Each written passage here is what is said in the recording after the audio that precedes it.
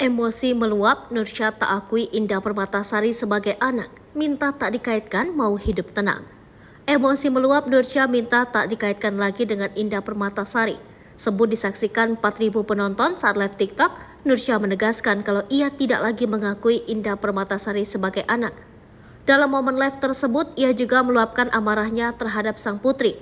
Belum lama ini, Nursyah melangsungkan siaran langsung di media sosial Instagram. Dalam siaran langsung tersebut, Nursyah belak-belakan mengucap bahwa Indah Permatasari sudah bukan lagi anaknya.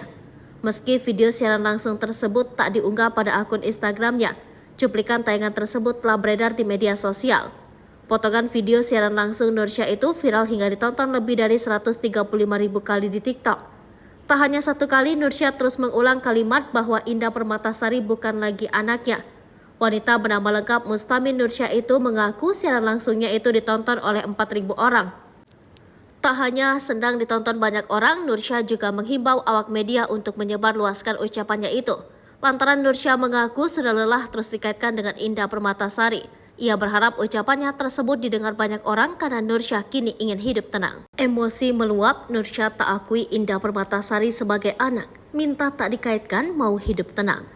Emosi meluap, Nursyah minta tak dikaitkan lagi dengan Indah Permatasari. Sebut disaksikan 4.000 penonton saat live TikTok, Nursyah menegaskan kalau ia tidak lagi mengakui Indah Permatasari sebagai anak.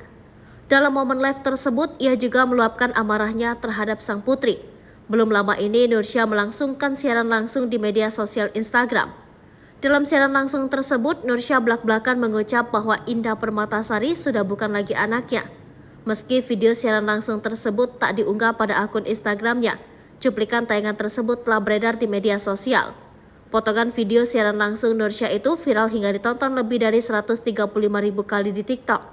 Tak hanya satu kali, Nursyah terus mengulang kalimat bahwa Indah Permatasari bukan lagi anaknya. Wanita bernama lengkap Mustamin Nursyah itu mengaku siaran langsungnya itu ditonton oleh 4.000 orang.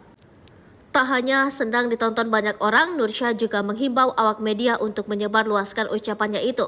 Lantaran Nursyah mengaku sudah lelah terus dikaitkan dengan Indah Permatasari.